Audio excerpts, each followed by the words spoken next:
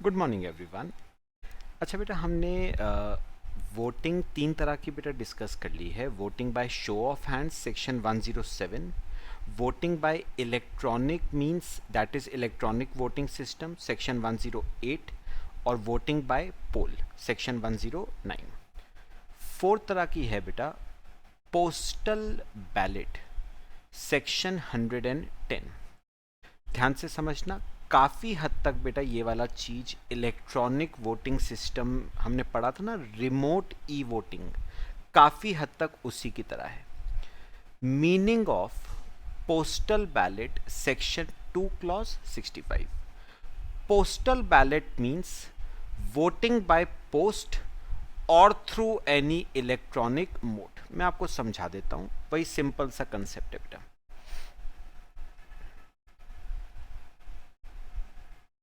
Section 110, ठीक है। देखो बेटा, एग्जाम्पल से समझो। सपोज बेटा एक कंपनी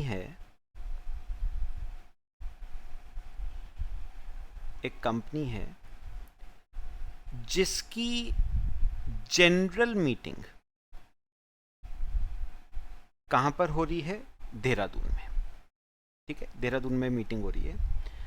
इस कंपनी में बेटा दो शेयर होल्डर्स हैं। ये तो है शेयर होल्डर ए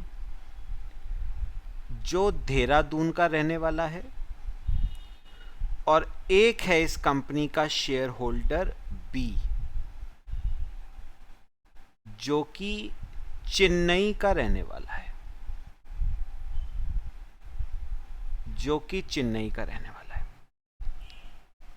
ठीक है। तो बेटा अब ये जो देहरादून वाला शेयर होल्डर है बेटा, इसके लिए तो मीटिंग पर्सनली अटेंड करना बहुत इजी है, क्योंकि मीटिंग भी देहरादून में है और शेयर होल्डर ए बिलोंग भी देहरादून को करता है। तो वो तो पर्सनली इस मीटिंग को अटेंड कर लेगा फिजिकली। मैं पर्सनली की जगह फिजिकली बोल देता हूं। तो ए तो फिजिकली इस मीटिंग को अटेंड कर लेगा बेटा, उससे तो कोई दिक्कत नहीं आएगी। लेकिन शेयर होल्डर बी के लिए बेटा, जो कि चेन्नई को बिलोंग करता है, उसके लिए देहरादून आके मीटिंग को अटेंड करना प्रैक्टिकली पॉसिबल नहीं है। तो बेटा जो शेयर होल्डर बी है ना, वो फिजिकली मीटिंग को अटेंड नहीं कर सकता है। तो कंपनी का ये फर्ज बनता है कि वो शेयर होल्डर बी को घर बैठे बैठे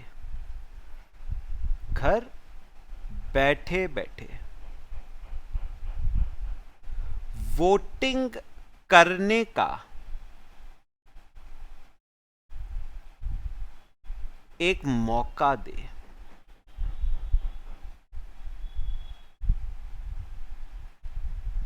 किसको बेटा?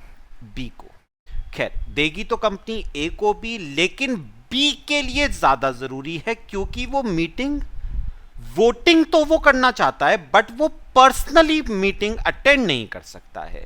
तो कंपनी का ये फर्ज बनता है कि वो बी को घर बैठे बैठे वोटिंग करने का एक मौका दे। और कंपनी कैसे मौका देती है बेटा? कंपनी क्या करती है? कंपनी बेटा शेयर होल्डर्स को भेजती है एक नोटिस, मीटिंग का नोटिस भेजेगी बेटा। तो कंपनी शेयर होल्डर को मीटिंग का क्या भेजेगी बेटा? Notice of meeting. Company share holder को मीटिंग का एक क्या भेजेगी? नोटिस भेजेगी। उस नोटिस के साथ कंपनी अटैच करके भेजेगी पोस्टल या मैं बोलता हूं बैलेट पेपर्स, कंपनी उसके साथ अटैच करके भेजेगी बैलेट पेपर्स। बेटा बैलेट पेपर्स कुछ कैसे होंगे, मैं आपको अगर एक फॉर्मेट बना के बताऊं बैलेट पेपर्स का, तो बेटा बैलेट पेपर कुछ ऐसे होगा, कुछ ऐसे होगा। 3 कॉलम होंगे बेटा बैलेट पेपर में।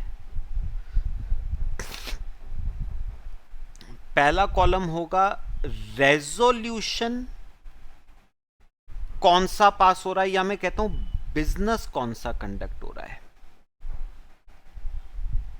बिजनेस कौन सा कंडक्ट हो रहा है जिसके रिस्पेक्ट में वोटिंग होनी है।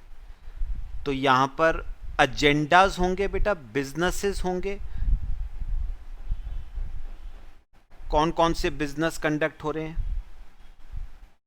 फिर एक कॉलम होगा यस का और एक कॉलम होगा बेटा नो का। तो यहां पर आपके बिजनेसेस लिखे होंगे बेटा, कौन सा बिजनेस, किस बिजनेस के रिस्पेक्ट में वोटिंग हो रही है। तो आपको क्या करना है, पहला बिजनेस पढ़ना है, अगर फेवर में है तो यस पे क्लिक कर दो, यस टिक कर दो, नहीं तो नो। तो आपने यस टिक कर दिया, यहां पर अगेंस्ट में वोट किया, यहां पर फेवर में, यहां पर अगेंस्ट और फिर से अगेंस्ट। तो no represents against and yes represents favour. फिर बेटा आपको क्या करना है, ये पोस्टल बैलेट एक रोल करना बेटा, एनवेलप में डालना और बाय पोस्ट आपको ये कंपनी को भेज देना है, बस। This is known as voting by postal ballot. और रही बात बेटा एनवेलप की, तो एक बात याद रखना, उस पर भी पैसा खर्च करने की जरूरत नहीं है बेटा। मीटिंग का जो नोटिस आएगा ना, उसके साथ एनवेलप आएगा बेटा, जिसके ऊपर कंपनी का एड्रेस मेंशन्ड होगा। आपको कुछ नहीं करना है, बस बैलेट पेपर को फिलअप करके उस एनवेलप में डालना है और जो एड्रेस लिखा हुआ है उस पर कंपनी को बेटा पोस्ट करवा देना है आपको, पक्का। इस तरह के तरीके से आप घर बैठे बैठे वोटिंग कर सकते हो बाय पोस्टल बैलेट। मतलब समझ रहे हो बेटा, पोस्टल बैलेट, बैलेट पेपर के थ्रू, बैलेट पेपर के थ्रू आपने बाय पोस्ट वोटिंग करी। पोस्टल बैलेट मतलब बैलेट पेपर भर के आपने बाय पोस्ट कंपनी को भेजा और आपकी वोटिंग हो गई। तो बेटा अपनी जगह से हिलने की भी जरूरत नहीं है, आप घर बैठे बैठे वोटिंग कर सकते हो बाय पोस्टल बैलेट। बात समझ आई बेटा। इनफैक्ट बेटा पहले ना, खैर ये जो इलेक्शंस में बेटा वोटिंग होती है, अब तो खैर ये सिस्टम आ गया है ईवीएम का, है ना, इलेक्ट्रॉनिकली वोटिंग होती है। अब तो क्या होता है बेटा, आपने कभी वोटिंग अगर ध्यान से देखी हो तो उसमें क्या होता है, अब जो होता है सिनेरियो, आपको एक मशीन दे रखी होती है, उस मशीन में सारे कैंडिडेट्स का नाम होता है, उसके आगे एक बटन होता है। तो आपको क्या करना पड़ता है, जिस कैंडिडेट को आप वोट देना चाहते हो उसके आगे का बटन आपको प्रेस करना होता है और आपकी वोटिंग हो जाती है। ये तो है ईवीएम, इलेक्ट्रॉनिकली वोटिंग हो रही है बेटा। पहले क्या होता था, पहले तो ना ऐसे बॉक्सेस होते थे बेटा, आज से मैं कुछ साल पहले की बात कर रहा हूं, ये ऐसे बॉक्सेस होते थे बेटा। आपको क्या करना होता था, वहां पर आप जब वोटिंग के लिए जाते थे ना, तो वहां पर बेटा बैलेट पेपर्स पड़े हुए होते थे, बैलेट पेपर्स रखे हुए होते थे। उन बैलेट पेपर्स में सब कैंडिडेट्स के नाम और उनकी पार्टी लिखी होती थी, कांग्रेस, बीजेपी, आम आदमी पार्टी वगैरह वगैरह, ये पार्टीज लिखी होती थी और उनके आगे ऐसा बॉक्स बना होता था, ऐसा बॉक्स बना होता था बेटा। तो आपने क्या करना था बेटा, बैलेट पेपर उठाना था, जिस पार्टी को आप वोट देना चाहते हो उस पार्टी के बॉक्स में आपको टिक करना होता था। तो मैंने आम आदमी पार्टी के आगे बेटा टिक कर दिया, बैलेट पेपर को रोल करा और इस बॉक्स में क्या कर दिया, डाल दिया बेटा, और मेरी वोटिंग हो गई। यह है बेटा वोटिंग बाय पोस्टल बैलेट। इसे हम बैलेट पेपर कहते हैं। खैर आज के टाइम में तो बेटा इलेक्शंस में वोटिंग अब बैलेट पेपर के थ्रू नहीं होती है, बल्कि ईवीएम के थ्रू होती है। तो ये तो आपका थोड़ा ओल्ड सिस्टम हो गया। आजकल तो बेटा सब इलेक्ट्रॉनिक हो चुका है, ये ओल्ड सिस्टम है। ईवीएम आपका लेटेस्ट है।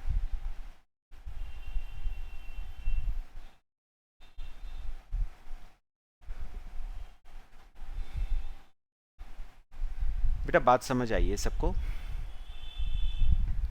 कॉपी करो, फिर हम रीडिंग करना शुरू करते हैं। सेक्शन क्या कहता है, मैंने थोड़ा सा आपको कंसेप्ट समझा दिया। बाकी बेटा काफी हद तक सेक्शन 108 जो हमने पढ़ा था इलेक्ट्रॉनिक वोटिंग का, काफी हद तक वैसा ही है। आओ देखो बेटा, postal ballot mandatory in certain cases. बेटा एक बात याद रखना, कुछ केसेस में ना, कुछ केसेस में आपको वोटिंग कंडक्ट करवानी पड़ेगी बाय पोस्टल बैलेट। बेटा ऑप्शनल नहीं है, मैंडेटरी है। कुछ केसेस में आपको वोटिंग के लिए पोस्टल बैलेट का ऑप्शन मेंबर्स को देना पड़ेगा। ये कौन से केसेस हैं बेटा, ये स्पेसिफाइड हैं rule 22 of companies management and administration rules 2014। ये देखो बेटा, rule 22 of companies management and administration rules 2014। Postal ballot mandatory for certain businesses. कौन कौन से वो बिजनेस है बेटा, आप याद करोगे। Following items of business shall be transacted only, word देखना, only by means of voting through postal ballot. कौन कौन से हैं बेटा, alteration of object clause of memorandum of association, alteration of articles of association for insertion or removal of provisions defining a private company, change in place of registered office outside the local limits of any city, town or village, change in objects for which a company has raised money from public through prospectus and still has any unutilized amount out of the money so raised, सब पढ़ चुके हैं हम ये। issue of shares with differential voting rights, variation in rights attached to class of shares, buyback of own shares, election of a small shareholders director under section 151, ये आपके course में नहीं है, sale of the whole or substantially the whole of an undertaking under section 181A, giving loans or extending guarantees or providing security in excess of limits specified under section 186(3). तो total बेटा, total 10 cases हैं बेटा, 10 total 10 cases हैं जहां पर postal ballot के through voting conduct करवाना क्या है, मैंडेटरी है बेटा। पढ़ो, every company shall transact such items of business by postal ballot as central government by notification declared to be transacted only by means of postal ballot। तो उसने कहा है सेंट्रल गवर्नमेंट ने जिन केसेस में पोस्टल बैलेट को mandatory कहा है उन केसेस में आपको वोटिंग पोस्टल बैलेट के थ्रू ही करवानी पड़ेगी। और टोटल बेटा कितने आइटम्स ऑफ बिजनेस हैं, 10 आइटम्स ऑफ बिजनेस हैं नोटिफाइड बाय सेंट्रल गवर्नमेंट। कहां पर नोटिफाइड है बेटा, रूल 22 में नोटिफाइड है। ठीक है, अब एक बात और सुनना ध्यान से। However, any item of business which is to be mandatory transacted by postal ballot may be transacted at a general meeting by a company which is required to provide facility to members to vote by electronic means under section 108। बेटा मुझे ना section 108 का थोड़ा सा बताना, electronic voting system के बारे में मुझे बताना। कौन सी कंपनीज हैं जिनको इलेक्ट्रॉनिक वोटिंग सिस्टम का ऑप्शन अपने मेंबर्स को देना पड़ेगा? बेटा कंपनी लिस्टेड होनी चाहिए, प्लस उस कंपनी में मेंबर्स 1000 से ज्यादा होने चाहिए। सेक्शन 108 कहता था ना, देखो ये देखो बेटा, कंपनी लिस्टेड होनी चाहिए और मेंबर्स 1000 से ज्यादा होने चाहिए। तो याद रखना 1000 या उससे ज्यादा। याद रखना अगर कंपनी लिस्टेड है, ठीक है, और मेंबर्स 1000 से ज्यादा हैं, तो इन केसेस में बेटा, इन 10 केसेस में आपको पोस्टल बैलेट के थ्रू तो वोटिंग करवानी ही करवानी है। आप चाहो तो बेटा, वर्ड में यूज किया है, वर्ड में यूज किया है, में मतलब ऑप्शनल है। आप चाहो तो अपने मेंबर्स को इलेक्ट्रॉनिक वोटिंग सिस्टम की फैसिलिटी भी दे सकते हो। तो बेटा मैंने क्या कहा, मैं सुनो दोबारा बोल रहा हूं बेटा, इन 10 केसेस में, इन 10 केसेस में बेटा पोस्टल बैलेट तो बेटा मैंडेटरी है, आपको पोस्टल बैलेट तो देना ही पड़ेगा ऑप्शन, और आप चाहो तो इलेक्ट्रॉनिक वोटिंग सिस्टम का ऑप्शन भी दे सकते हो। लेकिन ये इलेक्ट्रॉनिक वोटिंग सिस्टम का ऑप्शन देना सिर्फ कौन सी कंपनीज को है? लिस्टेड कंपनी और जिनमें मेंबर्स 1000 या उससे ज्यादा है। तो पोस्टल बैलेट तो मैंडेटरी है बेटा, आप चाहो तो इलेक्ट्रॉनिक वोटिंग सिस्टम का ऑप्शन भी अपने शेयर होल्डर्स को दे सकते हो।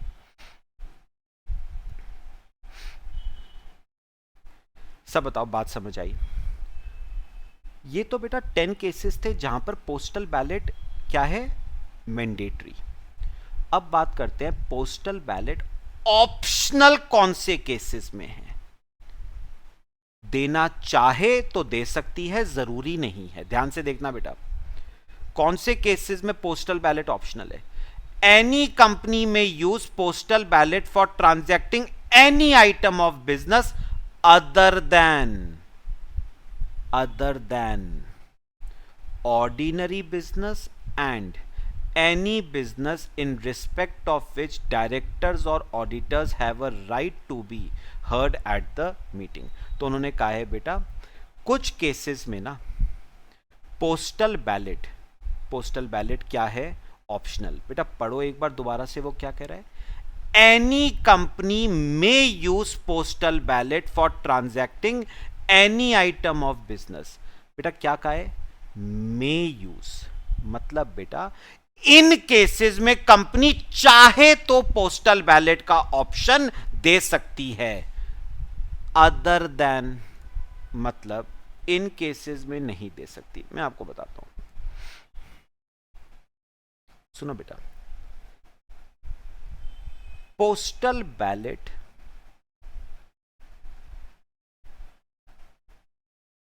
ऑप्शनल कौन से केसेस में है?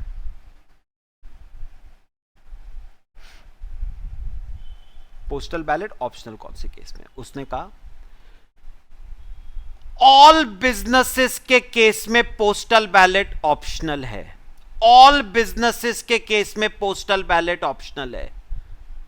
अदर देन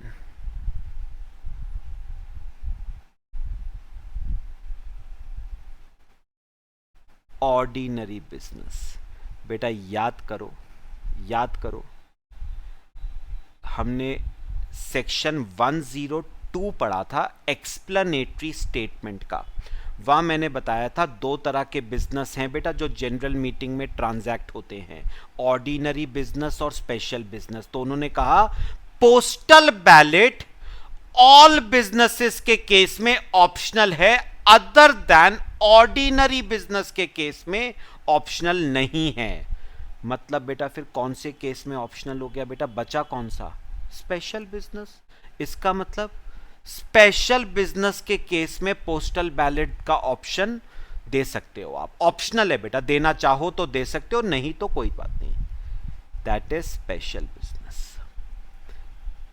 यानी बेटा स्पेशल बिजनेस के केस में अगर कोई स्पेशल बिजनेस ट्रांजैक्ट हो रहा है जनरल मीटिंग में, तो वहां पर पोस्टल बैलेट देना ऑप्शनल है। कंपनी देना चाहे तो दे सकती है, नहीं तो कोई बात नहीं। कौन से स्पेशल बिजनेस की बात कर रहा हूं बेटा, अदर देन दीज 10। बेटा वहां पर तो मैंडेटरी है ना। उन 10 के अलावा अगर कोई स्पेशल बिजनेस है बेटा तो वहां पर पोस्टल बैलेट ऑप्शनल हो जाता है। ऑर्डिनरी बिजनेस कौन से थे बेटा, 4, अड्डा, याद करो आप। तो मैंने कहा उन 4 बिजनेसेस के अलावा बाकी सब स्पेशल हैं, ठीक है। और स्पेशल में भी 2 आ गए। 2 कौन से, एक तो बेटा 10 जहां पर मैंडेटरी है, बचे हुए स्पेशल बिजनेस वहां पर ऑप्शनल हो गया। तो आप इस तरीके से कह सकते हो, सुनो, आप बेटा इस तरीके से कह सकते हो कि बिजनेस 2 तरह के हैं, ऑप्शनल, बिजनेस 2 तरह के हैं, ऑर्डिनरी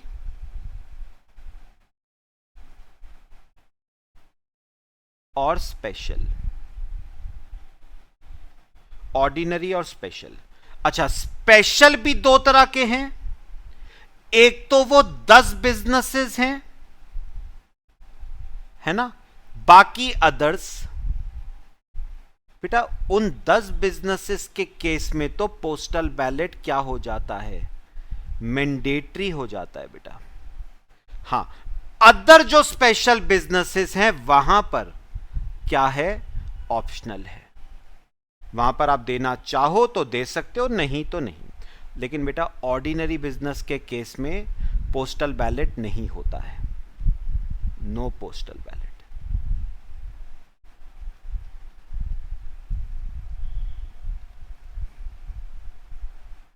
मैंडेटरी ऑप्शनल नहीं होता ही नहीं है, समझ आया बेटा। तो जो 10 स्पेशल बिजनेसेस हैं वहां पर मैंडेटरी है, अदर स्पेशल बिजनेस वहां पर ऑप्शनल है, और ऑर्डिनरी बिजनेस जो 4 थे अड्डा, वहां पर पोस्टल बैलेट के थ्रू वोटिंग नहीं होती है।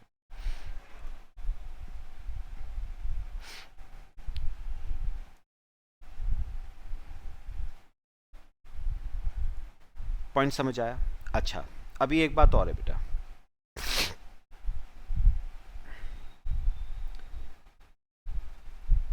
एक बात और है अभी, फिर other than any business in respect of which directors और auditors have a right to be heard at the meeting. बेटा अब ना एक बात समझना, सेक्शन 140 क्लॉज 1 है, ठीक है, जो कि बात करता है रिमूवल ऑफ ऑडिटर की। बेटा ऑडिटर का टेन्योर, कंपनी के ऑडिटर का टेन्योर 5 साल होता है बेटा। लेकिन 5 साल से पहले, 5 साल से टेन्योर खत्म होने से पहले ऑडिटर को चाहे तो डायरेक्टर्स रिमूव कर सकते हैं। मैंने क्या कहा, टेन्योर होता है ऑडिटर्स का 5 साल, बट 5 साल के टेन्योर पूरा होने से पहले ऑडिटर्स को रिमूव किया जा सकता है। लेकिन बेटा सेक्शन 140 क्लॉज 1 उन ऑडिटर्स को जिनको रिमूव किया जा रहा है बिफोर देयर टेन्योर खत्म होने से पहले, जिन ऑडिटर्स को रिमूव किया जा रहा है, सेक्शन 140 क्लॉज 1 उनको एक अपॉर्चुनिटी देता है ऑफ बीइंग हर्ड। मतलब उनको अपना पक्ष रखने का एक मौका दिया जाता है बेटा। किनको, ऑडिटर्स को। कौन से ऑडिटर्स को? जिनको अपना टेन्योर खत्म होने से पहले रिमूव किया जा रहा है। अच्छा, वो अपना पक्ष कहां पर रखेंगे बेटा? जनरल मीटिंग में रखेंगे। किसके सामने? मेंबर्स के सामने। अब सोचो, मेंबर्स आएंगे तभी तो वो अपना पक्ष रख पाएंगे। अगर आपने वोटिंग बाय पोस्टल बैलेट का ऑप्शन दे दिया उनको, तो आएगा कौन? अब जब आएगा ही कोई नहीं तो ऑडिटर्स को सुनेगा कौन? तो बेटा कंपनीज एक्ट ने कहा, क्योंकि सेक्शन 140 क्लॉज 1 ऑडिटर को अपना पक्ष रखने का एक मौका देता है जनरल मीटिंग में मेंबर्स के सामने, तो वोटिंग पोस्टल बैलेट के थ्रू नहीं होगी, बल्कि मेंबर्स को पर्सनली मीटिंग में प्रेजेंट होना पड़ेगा। तभी तो बेटा वो अपना पक्ष रखेंगे ना। अगर आपने वोटिंग बाय पोस्टल बैलेट का ऑप्शन दे दिया तो कौन आएगा बेटा मीटिंग में? यानी इन दो केसेस में बेटा पोस्टल बैलेट नहीं होता है ही नहीं। इन दो केसेस में, कौन कौन से दो केस? ऑर्डिनरी बिजनेस के केस में पोस्टल बैलेट के थ्रू वोटिंग नहीं होती है, और जहां पर जिस जनरल मीटिंग में बेटा डायरेक्टर्स और ऑडिटर्स को बोलने का एक मौका दिया जाता है, वहां पर भी वोटिंग पोस्टल बैलेट के थ्रू नहीं होती है। ठीक है, बाकी बेटा रूल 22 इस रिस्पेक्ट में और क्या क्या कहता है, पढ़ो जरा। However, the above items of business may be transacted at a general meeting by a company which is required to provide facility to members to vote by electronic means in the manner provided in that section। पहले ही बता चुका हूं बेटा मैं। इन 10 cases में बेटा voting किसके through होगी? पोस्टल बैलेट के थ्रू, वो तो मैंडेटरी है। प्लस अगर लिस्टेड कंपनी है और जिसमें मेंबर्स 1000 या उससे ज्यादा है, वो कंपनी अगर अपने मेंबर्स को वोटिंग बाय इलेक्ट्रॉनिक मींस का ऑप्शन देना चाहती है तो दे सकती है बेटा। Following companies are not required to transact any business through postal ballot: 1 person company, all other companies having members up to 200। तो इनके ऊपर बेटा पोस्टल बैलेट सेक्शन 110 अप्लाई नहीं होता है। सेक्शन 110 इन दो कंपनीज के ऊपर अप्लाई नहीं करेगा। 1 पर्सन कंपनी के ऊपर नहीं करेगा, और बाकी कंपनीज जिसमें number of members up to 200 है। तो अगर आपकी कंपनी में 200 मेंबर या उससे कम है ना, आपको वोटिंग पोस्टल बैलेट के थ्रू करवाने की जरूरत नहीं। अच्छा, बाकी तो बेटा सिंपल बातें हैं। अब notice to be sent by the company: the company shall send notice to all share holders notice of postal ballot containing draft resolution. कौन कौन सा रेजोल्यूशन बेटा मीटिंग में पास किया जाना है? Reason for passing the resolution by postal ballot: क्या reason है जिसकी वजह से आप पोस्टल बैलेट के थ्रू रेजोल्यूशन पास करवा रहे हो? रीजन बताना पड़ेगा बेटा आपको। A request to the shareholders to send to the company their assent और dissent in writing on a postal ballot within 30 days. इसका मतलब बेटा ये जो बैलेट पेपर था ना बेटा, ये आपको भर के किसको भेजना पड़ेगा बेटा? कंपनी को भेजना पड़ेगा विद इन 30 डेज। 30 डेज का पीरियड दिया जाता है बेटा मैक्सिमम। इसके अंदर अंदर आपको अपना बैलेट पेपर में अपना हां या ना भर के भेजना पड़ेगा कंपनी को, नहीं तो आपका वोट बेटा इनवैलिड हो जाएगा। मोड ऑफ सेंडिंग नोटिस: बेटा नोटिस कैसे भेजा जाएगा? रजिस्टर्ड पोस्ट या स्पीड पोस्ट के थ्रू, थ्रू इलेक्ट्रॉनिक मींस जैसे ईमेल आईडी पे, या फिर कोरियर के थ्रू। Issue of advertisement: the company shall cause an advertisement to be publish stating that ballot papers have been dispatched. बेटा कंपनी अब एक पब्लिक नोटिस निकाल देगी। नोटिस भेजने के बाद, नोटिस डिस्पैच करने के बाद कंपनी एक पब्लिक नोटिस भिजवा देगी कि हमने सब मेंबर्स को बैलेट पेपर्स भेज दिए हैं। ये एडवर्टाइजमेंट बेटा कहां पर छपेगा? 2 न्यूज़पेपर में पढ़ चुके हो आप, एक इंग्लिश न्यूज़पेपर में और एक वर्नाकुलर लैंग्वेज न्यूज़पेपर में। The advertisement shall be published at least 5 days before the date of beginning of voting period. Obvious सी बात है बेटा, वोटिंग पीरियड शुरू होने से पहले ही एडवर्टाइजमेंट पब्लिश करोगे ना, कम से कम 5 दिन पहले बेटा।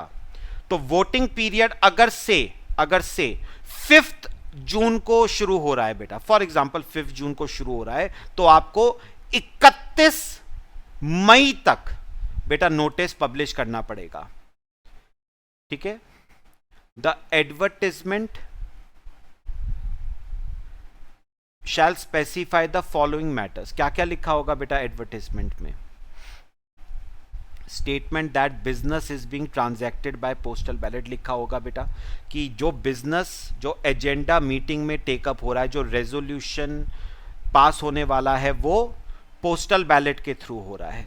वोटिंग कैसे हो रही है? पोस्टल बैलेट के थ्रू हो रही है। Date of completion of dispatch of notice, मतलब कौन सी डेट तक आप नोटिस को डिस्पैच कर चुके हो वो बताना पड़ेगा आपको। Date of commencement of voting through postal ballot, postal ballot का विंडो टाइम कब शुरू होगा, एंड कब होगा, वो विंडो बंद कब होगा। A statement that any postal ballot received after the end shall be invalid। तो अगर हमें विंडो क्लोज होने के बाद कोई बैलेट पेपर मिलता है तो वो बैलेट पेपर इनवैलिड हो जाएगा, वो वोट हम काउंट नहीं करेंगे। A statement that members who have not received postal ballot forms may apply to the company and obtain a duplicate thereof। बेटा साफ साफ लिख देना एडवर्टीजमेंट में, अगर किसी मेंबर को बाय चांस बैलेट पेपर नहीं मिला है तो वो कंपनी से मांग सकता है duplicate copy. The contact details of the person responsible to address the grievances connected with voting by postal ballot। अगर किसी मेंबर को कोई सवाल है, कोई चीज पूछनी है, कोई क्वेरी है, तो किसके पास जाएगा बेटा? कॉन्टैक्ट डिटेल्स लिखी होगी उस पर्सन की जो ग्रीवियंसेस को हैंडल करेगा। फिर बेटा नोटिस को वेबसाइट पे भी प्लेस कर दो। The notice of postal ballot shall also be placed on website of the company after the notice is sent to members। Such notice shall remain on such website till the last date for receipt of postal ballot from the members। तो बेटा एक बात याद रखना, voting period जब तक खत्म नहीं हो जाता ना, तब तक वो एडवर्टीजमेंट आपकी वेबसाइट पे भी डिस्प्ले करेगा, वो नोटिस आपकी वेबसाइट पे भी डिस्प्ले करेगा। कब तक डिस्प्ले करेगा? जब तक वोटिंग पीरियड क्लोज नहीं होता। फिर वही बात पढ़ चुके हो आप। Appointment of scrutinizer, the board of directors shall appoint one scrutinizer, एक ही अपॉइंट होगा बेटा इस केस में। Person who is in employment of the company shall not be appointed as a scrutinizer, पढ़ चुके हैं। स्क्रूटिनाइजर जो होना चाहिए वो एक इंडिपेंडेंट पर्सन होना चाहिए, कंपनी का एम्प्लॉय नहीं होना चाहिए, क्योंकि अगर वो कंपनी का एम्प्लॉय है तो वो बायस्ड होगा, पार्शियल होगा, और हमें ऐसा पर्सन चाहिए जो अनबायस्ड हो, इम्पार्शियल हो। The scrutinizer must be a person who can conduct process in a fair and transparent manner. तभी तो बेटा इंडिपेंडेंट पर्सन मांगा है हमने। A person shall be appointed as a scrutinizer only if is willing to be appointed. Obvious सी बात है बेटा, स्क्रूटिनाइजर को अपॉइंट करने से पहले उसका कंसेंट लेना जरूरी है। अगर वो कंसेंट दे देता है तभी आप उसको अपॉइंट करोगे, कंसेंट चाहिए उसका। Scrutiniser must be available for the purpose of ascertaining the requisite majority. बेटा रेक्विजिट मेजॉरिटी डिपेंड करती है ना कि ऑर्डिनरी रेजोल्यूशन पास हो रहा है या स्पेशल। अगर तो ऑर्डिनरी पास हो रहा है तो रेक्विजिट मेजॉरिटी क्या है? More than 50%। अगर स्पेशल पास हो रहा है तो रेक्विजिट मेजॉरिटी है मोर देन इक्वल टू 75%। ये कौन डिटरमाइन करेगा बेटा? स्क्रूटिनाइजर डिटरमाइन करेगा। Register to be maintained by the scrutinizer, scrutinizer shall maintain a register either manually or electronically। The register shall contain with respect to voting by shareholders by postal ballot। अब register में क्या क्या आएगा बेटा?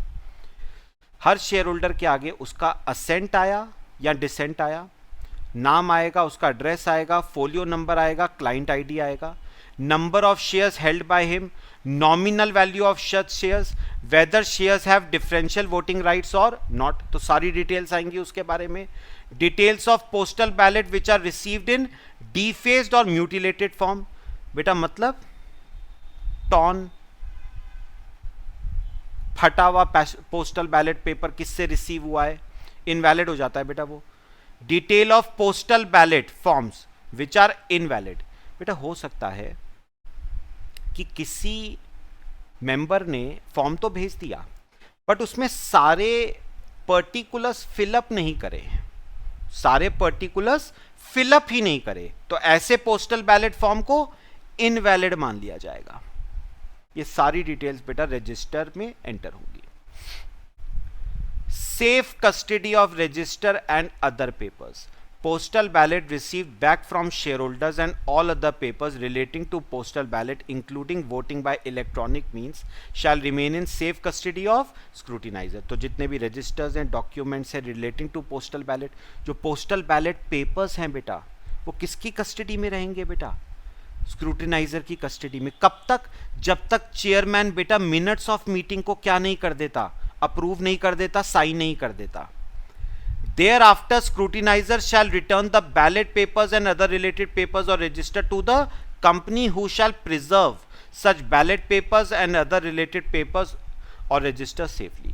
तो जैसे ही बेटा चेयरमैन मिनट्स को साइन करके अप्रूव कर देता है, वैसे ही बेटा स्क्रूटिनाइजर सारे registers, documents, papers, ballot papers, register सब किसको हैंड ओवर कर देगा बेटा? कंपनी को हैंड ओवर करेगा और कहेगा अब आपकी जिम्मेदारी है, मैंने अपना फर्ज निभा दिया है बेटा। Report of scrutinizer. Scrutinizer shall submit a report as soon as possible after the last date of receipt of postal ballot, but not later than 7 days thereof। तो याद रखना बेटा, वोटिंग पीरियड जिस दिन खत्म हुआ ना, जिस दिन वोटिंग बंद हुई है पोस्टल बैलेट के थ्रू, उसके बाद 7 दिन का समय दिया जाएगा स्क्रूटिनाइजर को अपनी रिपोर्ट बनाने के लिए। द असेंट और dissent received after 30 days shall be treated as if reply from the member has not been received। तो अगर किसी मेंबर ने बेटा अपना जवाब 30 दिन का पीरियड खत्म होने के बाद भेजा, तो माना यह जाएगा कि उसने जवाब भेजा ही नहीं, मतलब सिंपल वर्ड्स में उसकी वोट्स इनवैलिड हो जाएंगी बेटा, वोटिंग पीरियड खत्म हो चुका है।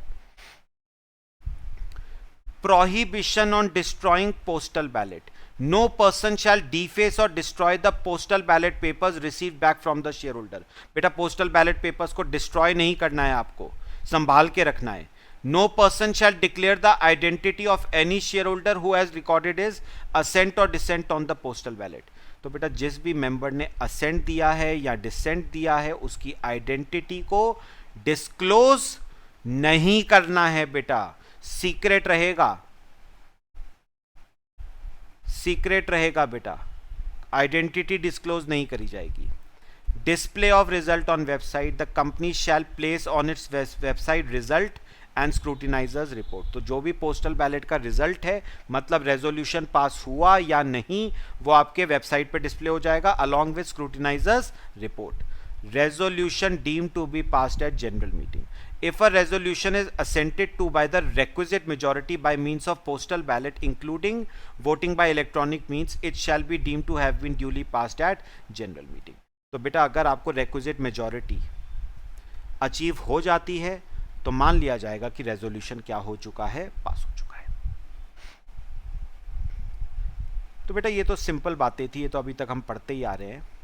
मेन था जो हमने स्टार्टिंग में डिस्कस किया था कि कहाँ कहाँ पर पोस्टल बैलेट मैंडेटरी है, ऑप्शनल है, और कहाँ कहाँ पर वोटिंग पोस्टल बैलेट के थ्रू हो ही नहीं सकती। मेरे ख्याल से क्लियर हुआ बेटा सेक्शन 110। चल बाकी नेक्स्ट क्लास में डिस्कस करते हैं। Till then thank you.